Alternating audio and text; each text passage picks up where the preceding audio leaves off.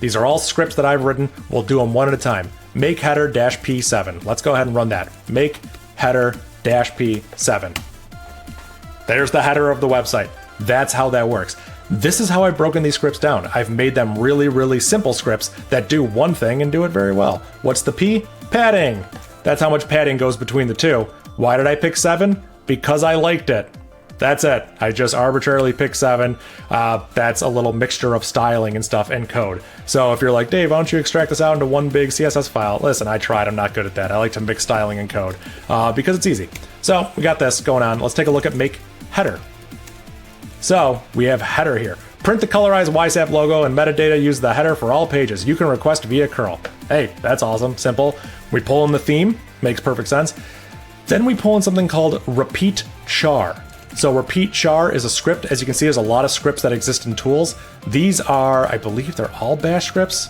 Yeah, look at that. They're all bash scripts. They're pretty much bash scripts that I've written to do simple tasks. So we pull in repeat char.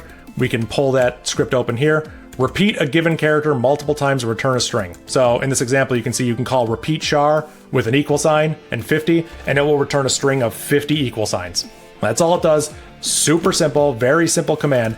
That way, when I do make header, we can do things like repeat char, a space character, and the number of padding. So remember I gave it padding 7. We just repeat the space character 7 times, put it in a variable called padding, and then we can use that variable later. That's how it works. Very, very simple. So really simple. We take arguments, we take the -p from the user, we can give it 7, but you could technically put anything there. Then we read the logo in. So I have a script called make logo. Look at this. This is the line I'm talking about.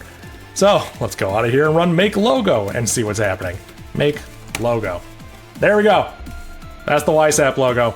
I painstakingly designed this by hand. That sucked. I don't want to ever have to do that again. If I do that in the future, I'll probably reach to something like DirDraw or something in Python. Something where I can do ANSI art easily without having to do it manually, because that sucked. But I know you'll be interested. I'm even interested. It's been a while. Here is what it looks like. We just printf all this to the screen. I don't know why I just didn't put this into a static file. I don't even know what the point of printf here is for.